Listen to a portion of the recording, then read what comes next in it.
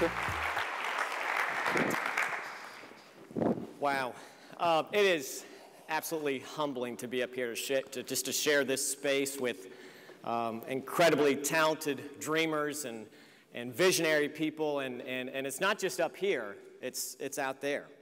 You guys have been meeting each other all day, and the energy and the enthusiasm, the dream makers, it's, you know, the more I thought about it, the more, from a teacher's perspective, I was like, this is a kindergarten teacher's worst nightmare.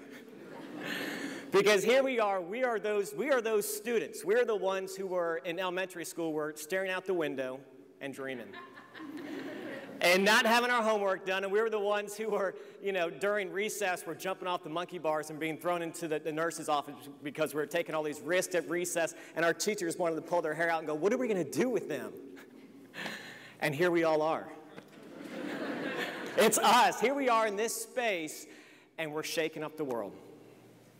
Because as Mark Twain said, never let the walls of the classroom inhibit your education. Because we know that dreams, risk takers, all those things that happen can often happen outside the classroom. And so it's just a privilege to share this space with you. And I know that there's tons of you that could be up here on stage.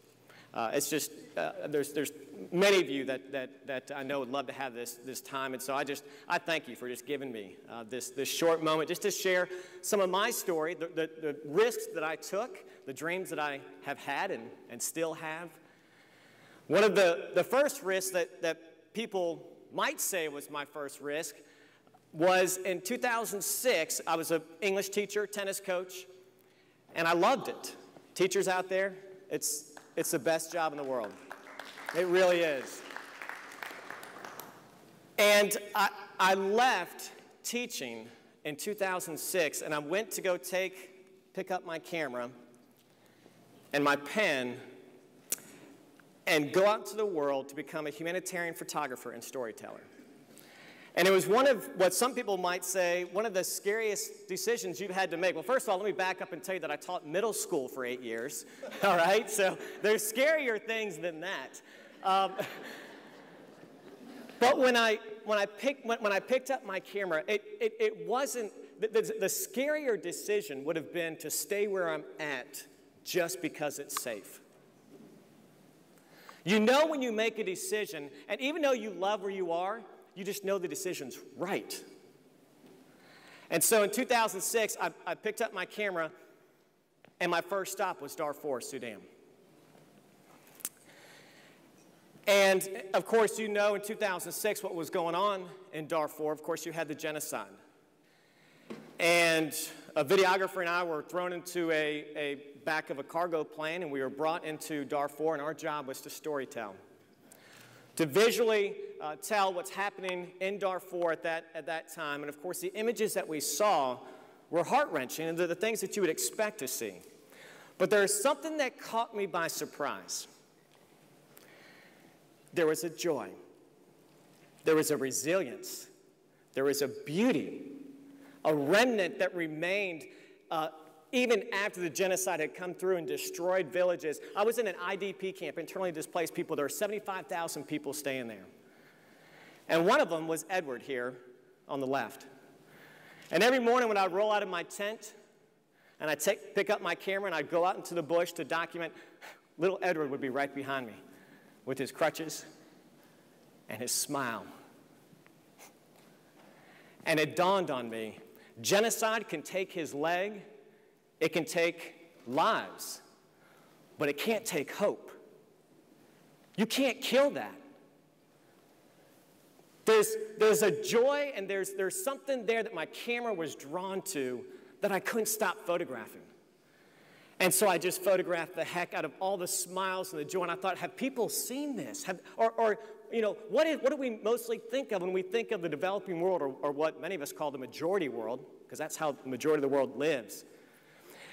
And so I remember getting back on the airplane and taking that long flight back from Africa. If you guys have done that, you know how treacherous that can be. And you fly from Central Africa to Europe, and then you take that flight to New York City. And I'd made this trek, and I landed in New York City, flying for 30 hours, had one flight to catch to make that last flight down to Charlotte.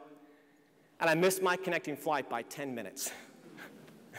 So you've been there, and that flight agent says, sorry, you're late. You're 10 minutes late. The next flight doesn't leave until the next morning. So I spent my first night back in the States on the floor of the JFK airport. And as I'm sitting there, of course, the stories of Edward and hundreds of other stories are rolling through my head, and I couldn't wait. I could not wait to bring these stories home and tell and shout and say, guess what, world? Here's what's going on, but there's hope. But in February of 2007, if you remember, our conversation sounded differently here at home. Because as I sat on the floor of the JFK airport, you know how when you're sleeping on the floor at the airports and these news stations are playing over and over the same news? And there are two stories. One, if you remember, there was a blonde by the name of Anna Nicole Smith. And Anna Nicole Smith, of course, had just died. You remember this story. Some of you are already shaking your head. I'd rather forget, right? A week after Anna Nicole Smith died, there was another story. You'd rather forget this one too, wouldn't you? Britney Spears shaving her head. If you remember, 24/7 news coverage of Britney and Anna Nicole Smith. And I'm watching this. And in my mind, I still have these images of Edward. And I'm watching our conversation as a society, as a culture, talk about these blondes. And I'm not talking about entertainment stations. I'm talking about our major news sources. And it dawned on me how much prosperity can blind us. Absolutely blinds us to that which is significant. And so in front of us are things that are irrelevant. And it was on the floor of the JFK airport. There was anger. There was frustration. There was, you've been in this spot before. What can I do? I'm just one, and all I have is a camera. It's a toy, right? I mean, what can I do with the camera to fix this? And it was on the floor of the JFK airport that Silent Images was birthed.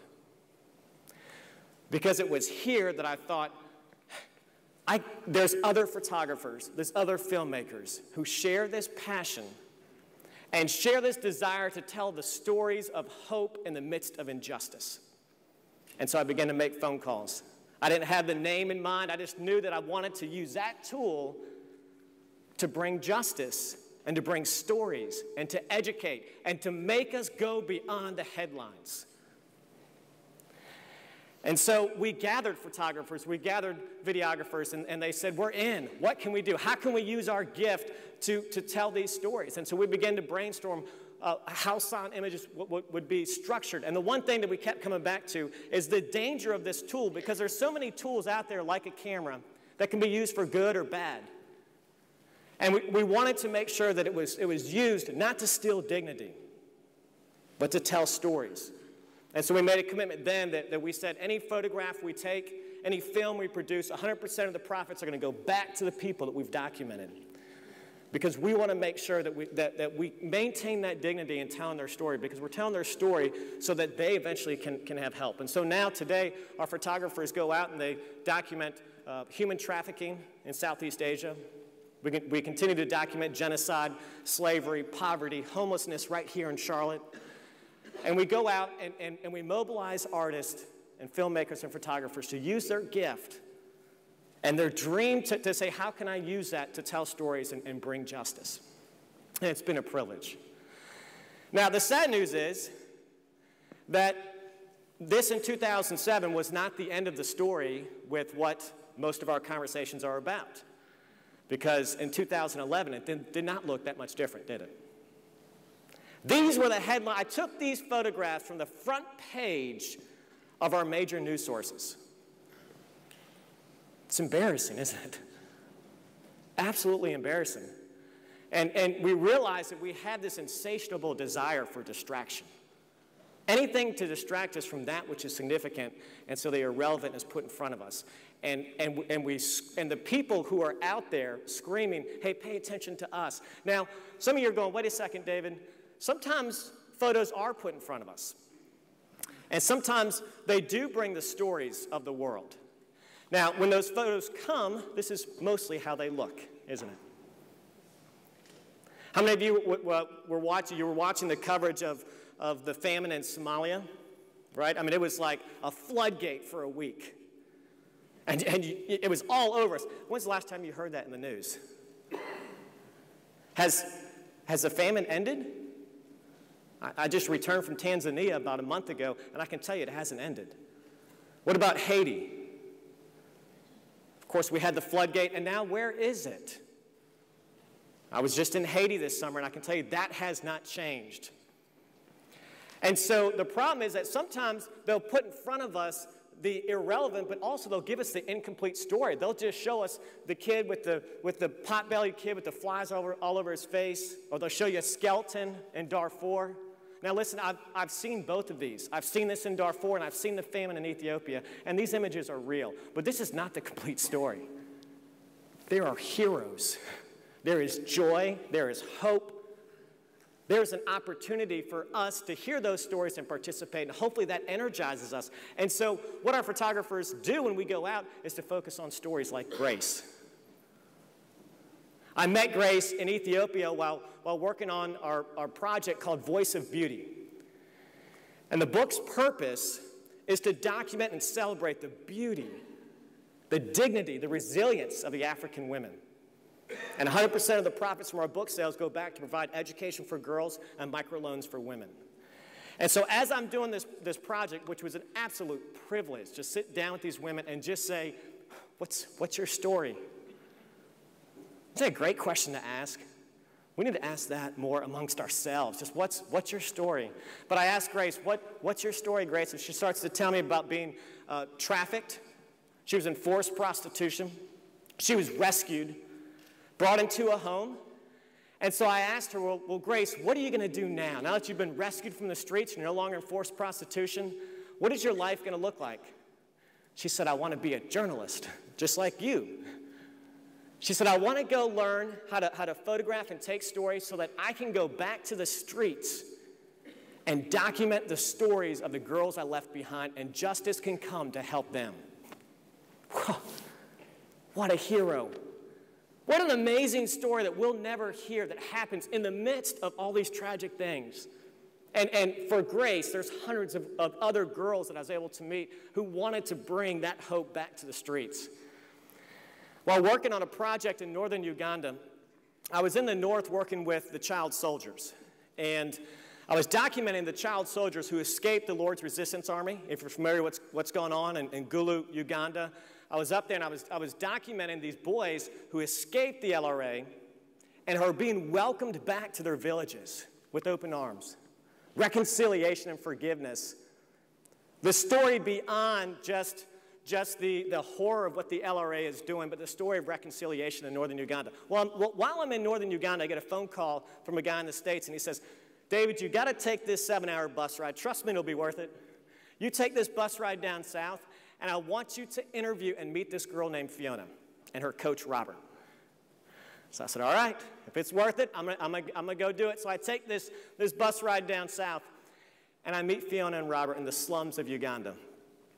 And Robert is a soccer coach, but he said, I don't want to bring soccer to, or as they would call football, of course, I don't want to bring that to the slums. I want to bring something that engages the minds of the kids who are in the slums, because there's hope there. They're intelligent. There's wonderful flowers that can blossom out of the grotesque, hard, smelly, just the poverty of the slums. He said, there's hope here. And he said, so I want to start a chess camp. People laughed at him. Chess, come on, they need food, they need water. He said, no, let me engage their minds. So he started this chess camp. And after a while, of course, he had mostly boys doing the chess camp, but then walks Fiona, the only girl. She walks in because she wants a bowl of soup. She doesn't want to learn how to play chess. But he says, Fiona, I also want you to play this game. And she said, well, that's a silly game. That's a boys' game. He said, well, let me just give it a try. So he starts to train her. And he spends several weeks with her, and she gets very, very good. And he holds a slum tournament, and he begins to have her challenge the boys. And ladies, this probably won't surprise you in the room, but guess who won the first slum tournament in chess? That's right, representing the girls, Fiona. But it doesn't stop there. So she goes, he's like, this girl's really good. He goes and submits her to the Ugandan chess championships, the whole country of Uganda. She goes, represents the slums, comes back at 11 years old as the youngest chess champion ever in the history of Uganda.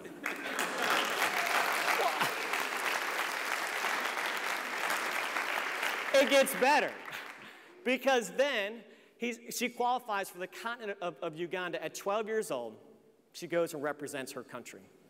And she returns at 12 years old as the youngest chess champion ever in the whole continent of Africa. All this, yeah. I mean, what a privilege to walk along someone, not just Fiona, but Robert, right? Because he saw it in her. And out of the slums come stories like this, and this is what we want to capture. This is what we want to put in front of people, to say there is hope and there is partnership, not just handouts, but hand-ups. And so this whole concept of understanding that there are heroes and there are great stories beyond the headlines overseas, my team and I began to brainstorm, what would that look like here? Are there stories here? And so we began to really, and this is where the dream part comes in, we began to say, how could we mobilize something right here in the States to capture stories like this? Because we know that, heroism, often we think of heroism as, when we were a child, I know I was, it was the red cape. I'd put on the red cape, and that made me a hero. And I could fly, and then something happens when we get older, doesn't it? We go to college, we grow up, we become grown-ups, and all of a sudden, that dream of being a hero dies, or even meeting a hero. But Webster defines heroism as somebody with great character and courage. Well, I know some people like that. And so the Sign Images team decided this is what we want to do. This is our big dream for this year, starting right here in Charlotte, but hopefully we'll expand all over, is to say, everybody has access to a camera. Most of our work is taking professional photographers and filmmakers, but we thought, how can we mobilize everyone? Because everyone has a story, and everyone has a hero in their community. Hold up if you have a phone that has a camera on it, raise that up. Yeah. So everybody in this room who's holding that up has an opportunity to participate in our Silent Heroes project. Because you have the ability to tell a story. You have the knowledge of somebody in your community who's a hero of sorts, a silent hero, not a CNN hero, right? CNN has these heroes who are like the really thick paintbrushes that are changing our culture in huge ways, raising hundreds of thousands of dollars, but they're the fine paintbrushes. There's also those people who are the fine paintbrushes in our communities that make the canvas beautiful. Let me give you just two quick examples of photographs we've already had come in from people in different communities. And your community could be your school, could be your coffee shop, it could be your soccer field. A photograph came in about Kurt here. Kurt's a CMS bus driver. And he spent his entire summer using his bus driving skills to drive homeless kids to the pool, to summer camp. He doesn't want to get recognized. But somebody said, man, he's changing lives for this community. He's not going to be a CNN hero, but he's an awesome guy. Adelaide here, 9 years old. She rides her bike up and down the street. And every day after school, she goes and she collects. She started a club now. She goes and collects all kinds of trash on the street. And we asked Adelaide, what are you doing? She said, I'm taking it to recycle it. Every day after school, she and her friends. Is she changing that street? She's a hero. What about the Sudanese refugee who works in the 7th Street parking deck, who told me that all he likes to do is just smile to everybody who comes in? He said, that's the best thing I can offer all these bankers as they come in is my smile. He said, I can't give them anything, but I give them a smile. And you know what? I bet you a lot of them don't even look at him. Don't even recognize what he's trying to give them, but he is a hero in that community. He is trying to leave his prints on there and leave that place better than how he found it. Or what about the youth soccer coach who lost his job, and so he's using his time just to coach an under-10 soccer team? And you know, you can't find a job, but he's going to volunteer. These people are all over the place. Your mind is probably already going as to, I know somebody. And so here's the challenge to us as we go from here, is to say, how can we take these cards and identify a hero in our community, take a photograph of them, and then the cool part is, I want you to take this card and give it to them. And I want them then to go document and photograph somebody who is their hero. Because heroism is often inspired. And the best part is that in 2012, in the Levine Museum of the New South, right here on 7th Street, for 4 months, they've agreed to show all these photographs. And we will have a mosaic of the heroes of Charlotte. From every angle. We taught a photography class to homeless kids this summer, and our first photographs came from the homeless kids on the street telling us who the heroes are on the street. And so the heroes are going to come from everywhere. They're going to come from the top floor of Bank of America. They're going to come from the janitors, from the CMS bus drivers. They're going to come from the coffee shops, the business owners. They're going to come from your streets. And so we invite the city of Charlotte, but we don't want it to stop here, because the dream is that this would catch. And as we go from here, that next year there would be silent heroes of Austin. There'd be silent heroes of Nashville. There'd be silent heroes of Memphis. And so we, as just the common people, with a tool that we have, we can say, you know what? Enough of the headlines that are full of political division, class warfare, racial division, things that pit us against each other, and we can take our cameras and we can say, you know what, that's not what makes our communities great. What makes our communities great are these heroes. They do ordinary things that make our communities extraordinary places to live. Now, do not be deceived, because they're not going to be wearing capes. They're not going to be in Batmobiles. So be vigilant. They're going to be disguised as just regular people like you and me. And so we invite you to celebrate those heroes who make our communities awesome. You can go to this website and check it out. You can upload your photo right there. It takes 10 seconds. So thank you for participating with us to bring the heroes visibly right here in Charlotte.